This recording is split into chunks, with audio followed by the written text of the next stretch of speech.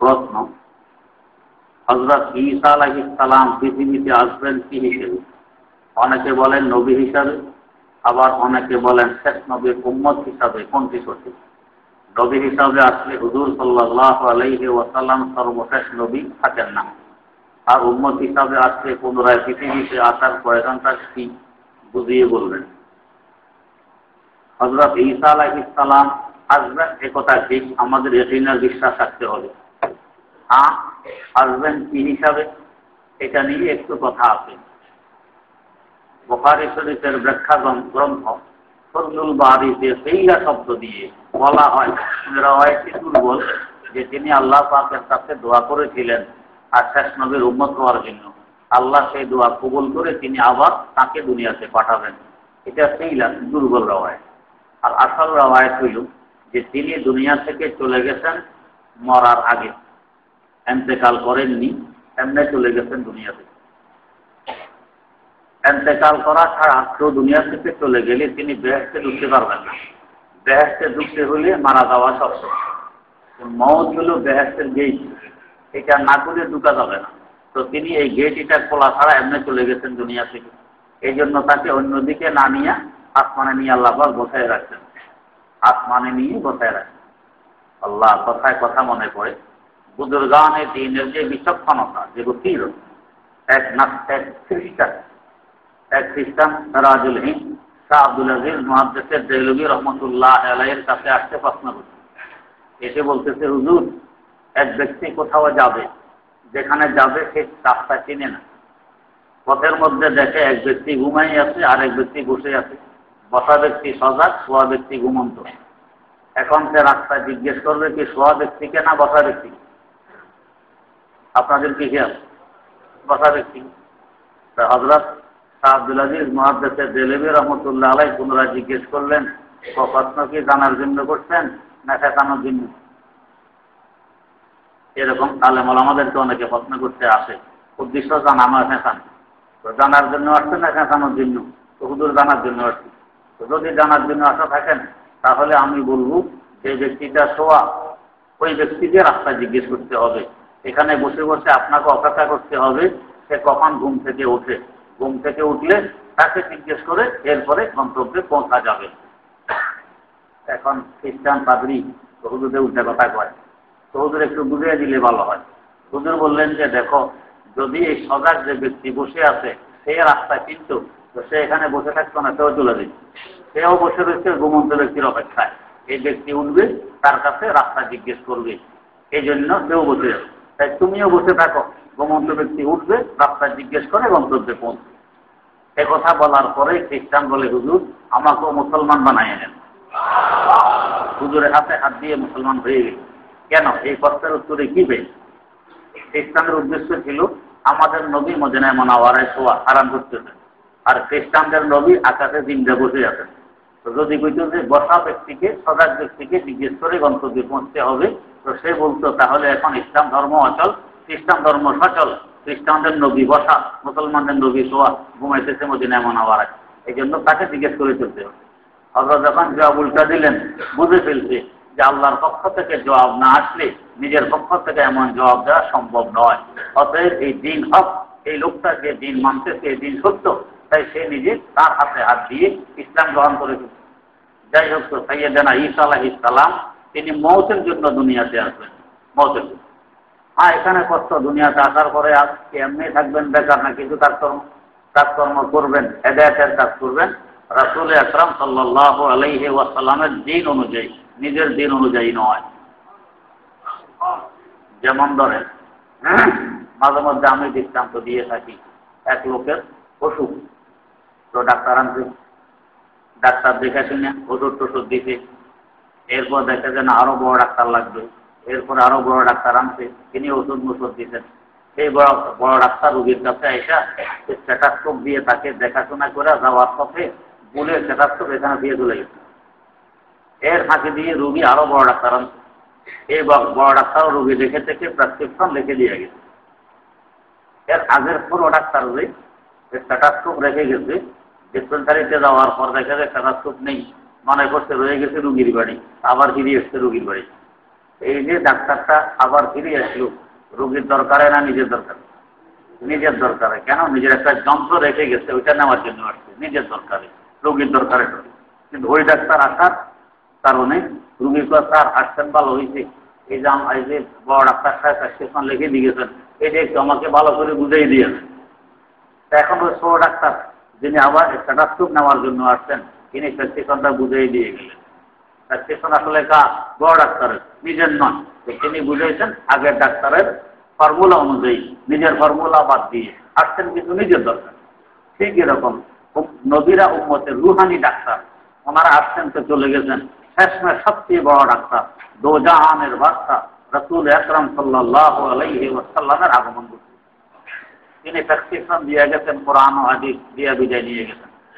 ঈসা আলাইহিস সালাম দেখে আমি তো চলে আসছি রুগীর বাড়ি থেকে, ঠিক মৌত রয়ে গেছে, মৌত আমার হয়নি, এমনি চলে গেছে। মৌতের জন্য আবার ফিরে আসবেন।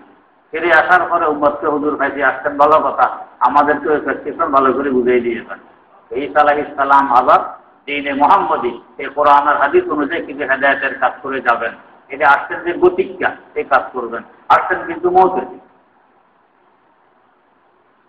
প্রশ্ন, হুজুর সাল্লাল্লাহু আলাইহি ওয়াসাল্লামের কোন সাহাবী জাহান্নামে যাবে না, এই কথাটি সঠিক? এই কথাটি কেনই বা বলা হয়? যে কথাটি সঠিক, সঠিক এই জন্যই কথাটি বলা হয়। কোন মুসলমান হুজুর সাল্লাল্লাহু আলাইহি ওয়াসাল্লামকে স্বপ্নে দেখলেই তার উপর জাহান্নাম হারাম, এ কথা কোথাও পাওয়া যায় কিনা? হুজুর সাল্লাল্লাহু আলাইহি ওয়াসাল্লামকে যে ব্যক্তি দেখে সে হুজুরকেই দেখে, আর হুজুরকে যে দেখে ঈমানের সাথে, তাহলে সে জাহান্নামে যাবে না, এই কথাটি সঠিক। প্রশ্ন, ইউরোপের দেশসমূহে থাকা অবস্থায় দেখা যায় মুসলমানদের মাসালা মাসাইল সংক্রান্ত অনেক মাসালার সম্মুখীন হতে হয়। ওই সকল সমস্যার সমাধান সম্বলিত কোনো কিতাবের নাম জানা থাকলে জানালে কৃতজ্ঞ হব। বেহেশতি জোয়ার দেখবেন, বেহেশতি জোয়ার। প্রশ্ন, বিনা প্রয়োজনে বেগানা পুরুষকে দেখা মহিলাদের জন্য জায়েজ আছে কি? বিনা জায়েজ নেই। প্রশ্ন, মাসিক চলাকালীন মহিলারা জিকির আজকার ও পীর সাহেবের দেওয়া সবক আদায় করতে পারবে কি? জি পারবে, শুধু কোরআন শরীফ পড়া নিষেধ। প্রশ্ন, মহিলাদের মধ্য থেকে লিখছি, আমি আপনার কাছে মুরিদ হতে চাই, অনেক দিন থেকে মুরিদ হওয়ার ইচ্ছা, কিন্তু সুযোগ হয় না, তাই আজকেই মুরিদ করে নিন। আপনি নিজে লিখে কারো মাধ্যমে আমার কাছে পাঠিয়ে দিবেন। প্রশ্ন, তাফসীর হিসাবে তাফসীরুল কোরআন কি গ্রহণযোগ্য? জামাতে ইসলামের এরা ফাযাইলে আমালকে ভ্রান্ত ও জাল বলে থাকে, দয়া করে বিষয়টি পরিষ্কার করে বুঝিয়ে বলুন।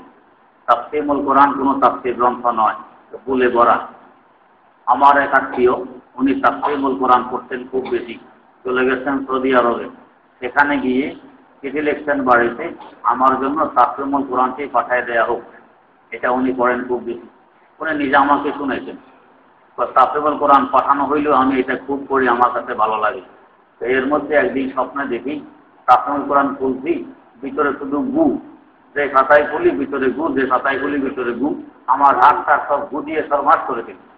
এরপরে বুঝে আসছে যে এটা গান্ধে গিয়ে ভরা, এটার ভিতরে তাফসীর নেই, এটার ভিতরে গানটা, যেন এটা না পড়াতে। প্রশ্ন, হাদিস শরীফে এসেছে, ফাযাইলে আমালের কথা লিখছেন, ফাযাইলে আমাল যিনি লিখছেন শাইখুল হাদিস আল্লামা যাকারিয়া রাহমাতুল্লাহ আলাইহি। এত বড় মানুষ বর্তমান দুনিয়ায় খুঁজে পাওয়া কঠিন, এত বড় মানুষ বর্তমান জমানায় খুঁজে পাওয়া কঠিন। পুরা ফাযাইলে আমালকে এভাবে দিন দিয়ে দেয়া, এটা কোনো ঈমানদার বান্দার পক্ষে সম্ভব নয়। প্রশ্ন, হাদিস শরীফে এসেছে জ্ঞান অর্জন করা ফরজ। এখন প্রশ্ন হলো সেটা কোন ধরনের জ্ঞান? হাদিস শরীফে এলেম শব্দ আসছে, এলেম অর্জন করা ফরজ। এলেম বলা হয় কোরআন এবং হাদিসের জ্ঞানকে, অন্য জ্ঞানকে হুনার বলে, এলেম বলে না। যদি বলা হয় ধর্মীয় জ্ঞান, তাহলে এর দলিল কি? আল্লাহ রাসূল সাল্লাল্লাহু আলাইহি ওয়াসাল্লাম বলতেন, বরিষ্ঠ মুআল্লিমা, আমাকে এলেম বিস্তারকারী হিসাবে পাঠানো হয়েছে। তো আল্লাহ রাসূল এলেম বিস্তার করছেন ধর্মীয় এলেম, না প্লেন বানানোর এলেম, না একাম্ব বানানোর এলেম? উনি বিস্তার করছেন ধর্মীয় এলেম। আল্লাহ রাসূল নিজেই দলিল যে এলেম মানে ধর্মীয় এলেম, কোরআন হাদিসের জ্ঞান। হাদিসে শুধু জ্ঞানের কথা বলা হয়েছে, ধর্মীয় কথা নয়, এটা মিথ্যা কথা। হাদিসে এলেম শব্দ আছে, এলেম বলা হয় ধর্মীয় শিক্ষাকে, অন্য শিক্ষাকে এলেম বলা হয় না। প্রশ্ন, সকল ফেরেশতা কি শুধু কিয়ামতের দিন মারা যাবে, নাকি তার পূর্ব মারা যাবে, এটা আমার জানা নেই। নিজের মারা যাওয়ার চিন্তা বেশি করা দরকার, ফেরেশতার মারা যাওয়ার তুলনায়। প্রশ্ন, আকাশ থেকে পতিত একটি বৃষ্টির কথা কি এক একজন ফেরেশতা বহন করে নিয়ে আসে? আমার জানা নেই।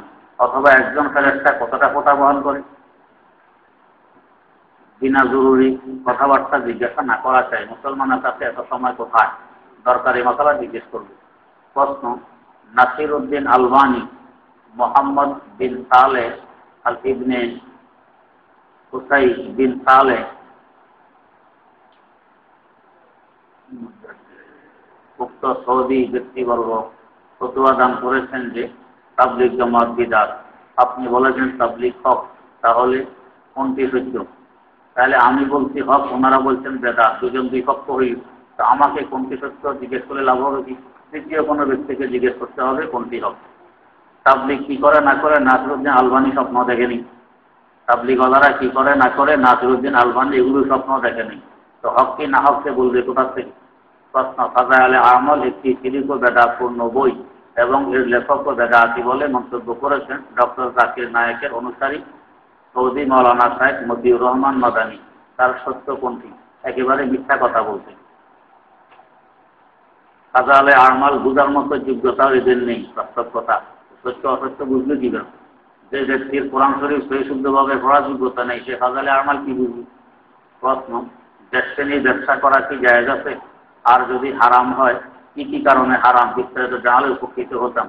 দেশকে নিয়ে ব্যবসা করা হারাম, এর পয়সা করি ব্যবহার করা খাওয়া সবই হারাম, এর মধ্যে চাকরি করাও হারাম।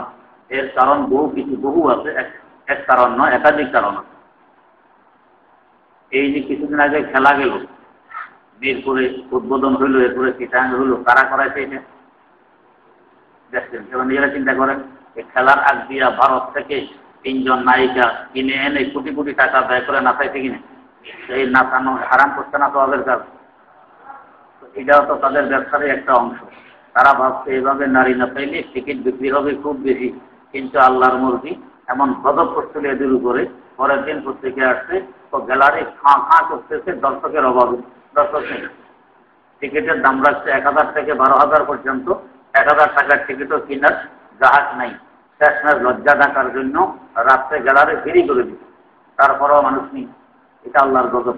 তো যারা ব্যবসা এইভাবে করতে চায়, এটা তাদের ব্যবসার একটা অংশ। এইভাবে কোটি কোটি টাকার টিকিট বিক্রি করতে পারবো, লাভ কামাবো। তো নিজেরা বলেন হারাম না হালাল, কিন্তু আমাদের দেওয়া লাগবে না। প্রশ্ন, আহলে হাদিসের দলটি কত সালে প্রতিষ্ঠিত হয় এবং সর্বপ্রথম প্রতিষ্ঠাতা কে ও দলটি সঠিক পথে আছে কিনা না গুমরাহ ও পথভ্রষ্ট? আজ থেকে প্রায় 250 বছর আগে মাওলানা নজির হোসাইন এবং সিদ্দিক হাসান খান, নবাব সিদ্দিক হাসান খান, এই দুজন থেকে এটা শুরু হয়েছে। সিদ্দিক হাসান খান ছিলেন মুহাদ্দিস দেহলভী হযরত আব্দুল আজিজ মুহাদ্দিস দেহলভী রহমতুল্লাহ আলাইহির নাতি এবং শাগরিদ। এবার ওনার কি নাম?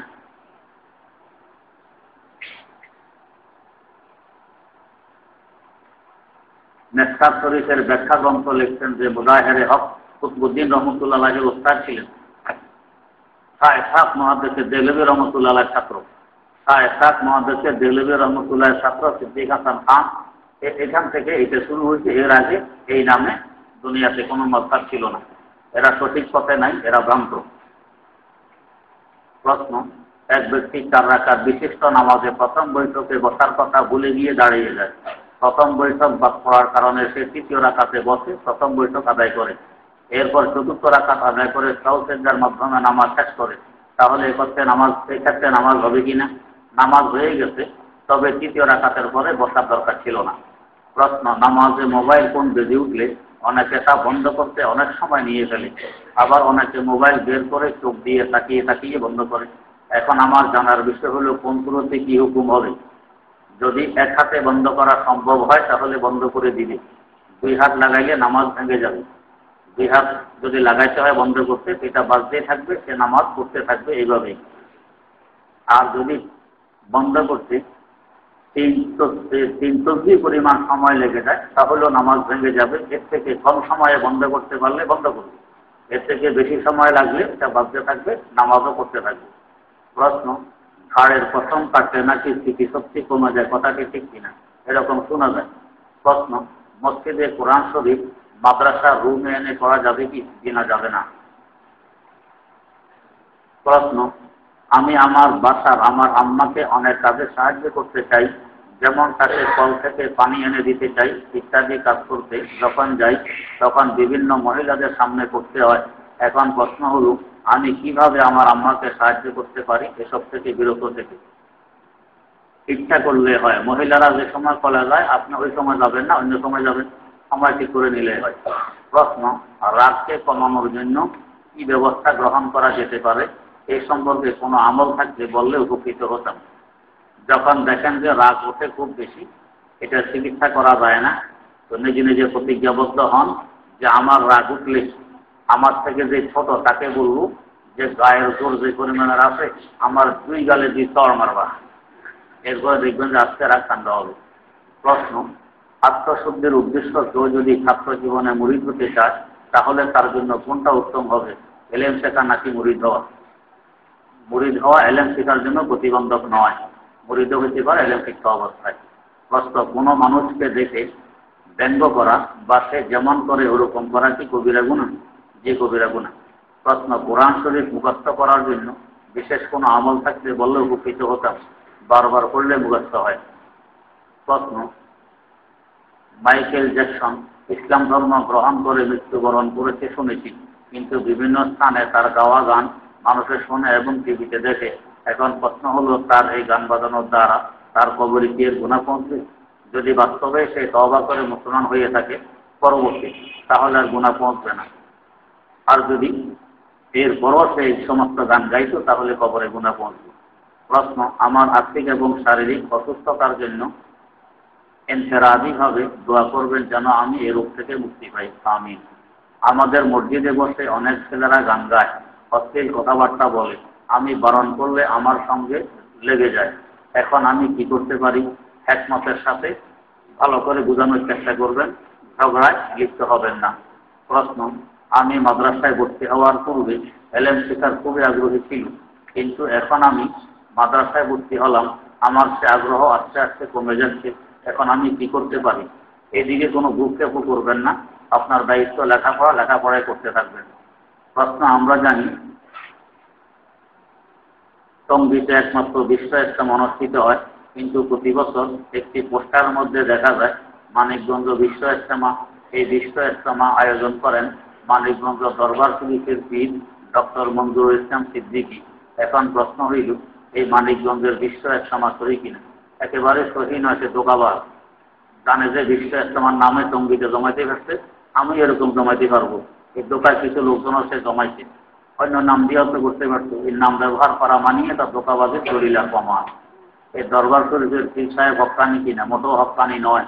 শুনেছি তার পিতা নাকি অনেক বড় উঁচু মাপের আল্লাহ বলেছিলেন, কথাগুলো সঠিক কিনা আল্লাহ ভালো জানেন। প্রশ্ন, বগলের এবং নাভের নিচের পশম ব্লেড দ্বারা অথবা চিকি দ্বারা কাটা সুন্নত নাকি ওষুধ দ্বারা পরিষ্কার করা সুন্নত? কামিয়ে ফেলা সুন্নত, ওষুধ দিয়ে পরিষ্কার করলে যায় যাবে। প্রশ্ন, আমাদের আকবরে যদিও কওমি মাদ্রাসা আছে, কিন্তু আলিয়া মাদ্রাসার জন্য পুরা কওমি মাদ্রাসাটা বদনাম ছড়াচ্ছে, কারণ তার জাতীয় সঙ্গীত পিটি এবং উল্টাপাল্টা করে। এখন প্রশ্ন হলো, এসব থেকে বাঁচার উপায় কি এবং এসব করা জায়েজ আছে কিনা? কথাটি আসলে হচ্ছে ওইটার কারণে বদনাম ছড়াচ্ছে। মানুষ মনে করে ওইটাও আমাদের তত্ত্বাবধানে চলে, ওইটা আমাদের মাদ্রাসা। অনেকে আমার কাছে এসে বলো, হুজুর আমার ছেলেকে আপনার মাদ্রাসায় দিচ্ছি, ভাই কি পড়ে? চতুর্থ শ্রেণীতে। ক্লাসের নাম শুনলে বুঝে আসে দিদি কোন মাদ্রাসায়। মানুষের ধোঁকা খায়, কথা আসলে ঠিক। প্রশ্ন, আমাদের মাদ্রাসা থেকে আকবর যদি বাংলায় মাসিক পত্রিকা বের হতো তাহলে অনেক উপকার হতো। ঠিকই বলছেন, আল্লাহ পাক যাতে তৌফিক দান করেন। প্রশ্ন, আপনার মূল্যবান বক্তব্য শোনার জন্য প্রতি শুক্রবার শুনতে আসি, কিন্তু দুঃখের বিষয় এখানে শব্দ খুব কম শোনা যায়। যদি দয়া করে শব্দ জোর করে দিতেন তো খুব খুশি হতাম। আমি মহিলাদের জমাত থেকে বলছি। মাশাআল্লাহ, এটা আসলে এখন তো যে ফ্যান ঘুরে, ফ্যানের কারণে শব্দ আরো সমস্যা হয়। ইনশাআল্লাহ চেষ্টা করবো যাতে শব্দ পরিষ্কার হয়। প্রশ্ন, আহলে হাদিস ওয়াল জামাত সম্পর্কে জানতে চাই। এটা একটা গুমরা জমাত। প্রশ্ন, আহলে হাদিস কারা? যারা মযহাব মানে না এরা আহলে হাদিস, যারা নিজের খাহেশ অনুযায়ী মনের চাহিদা অনুযায়ী চলে এরা আহলে হাদিস। প্রশ্ন, বিশ্বে হক্কানি আলেমগণ শিয়াদের কি হিসাবে জানে? শিয়াদেরকে গুমরা হিসাবে জানে। প্রশ্ন, পাকিস্তানের মওদুদি কি কাফের? জিনা কাফের নয়। প্রশ্ন, কিছু কিছু কওমি মাদ্রাসার শিক্ষক শিক্ষিকাগণ মওদুদিকে সরাসরি কাফের কেন বলেন না? এরকম বলতে আমি শুনিনি, বলে থাকলে ভুল বলছি। প্রশ্ন, দাড়িতে কালো কলম দেয়, তার পিছনে নামাজ পড়লে নামাজ মাকরু হবে কি? জি, মাকরু হবে। প্রশ্ন, এক মুষ্টির কম দাড়ি কিন্তু পড়া সহি, তার পিছনে যাদের লম্বা দাড়ি আছে কিন্তু পড়া সহি নয়, তাহাদের নামাজ পড়া কি ঠিক হবে? যার পড়া সহি তাকে ইমাম বানাইতে হবে, দাড়ি ছোট হোক বড় হোক। দাড়ি ছোট হলে নামাজ মাকরু হবে, তারপরে হয়ে যাবে। যার পড়া সহি নয়, যারা সহি নয়, তার পিছনে তো নামাজই হবে না। প্রথম, মিলাদে নবীজি সাল্লাল্লাহু আলাইহি ওয়াসাল্লাম শানে বিভিন্ন কথাবার্তা গজল বা ছড়া আকারে কিছু বলা হয়, এর দ্বারা কি কোনো সওয়াব হবে? কেহ কেহ আবার কেয়াম করে এগুলো করা কি জায়েজ? সওয়াব মোটেও নেই, এগুলো বেহুদা কায়দার কাজ। প্রশ্ন, ওযু করার পর হাত পায়ের নখ কাটলে ওযু নষ্ট হবে কিনা? জি না, নষ্ট হবে না। শরীর নাপাক অবস্থায় সূরা ফাতিহা আয়াতুল কুরসি পড়া যায় কিনা? আল্লাহ পাকের প্রশংসা নিয়তে পড়া যায়, তেলাওয়াতের নিয়তে পড়া যায় না। প্রশ্ন, 21/2/12 তারিখে বাংলাদেশের জাতীয় মসজিদ বাইতুল মুকাররমে রাসূল সাল্লাল্লাহু আলাইহি ওয়াসাল্লামের দাড়ি মুবারক প্রদর্শিত করানো হয়। এটা কি সত্য? রাসূল সাল্লাল্লাহু আলাইহি ওয়াসাল্লামের দাড়ি মুবারক সত্য হতে পারে, সত্য নাও হতে পারে, কোনো পক্ষে কোনো দলিল নেই। প্রশ্ন, সম্মানিত ইমাম ও খতিব সাহেব, আমাদের এক প্রতিবেশী 2 জন লোক সাক্ষী রাখিয়া এবং তার সাধ্য অনুযায়ী দেনমোহর দিবে এই বলে একটি মেয়েকে প্রস্তাব করে এবং মেয়েও তার প্রস্তাবে সম্পূর্ণ রাজি থাকে। উক্ত মহিলাদ্বয়ের সম্মুখে তারা কবুল বলে।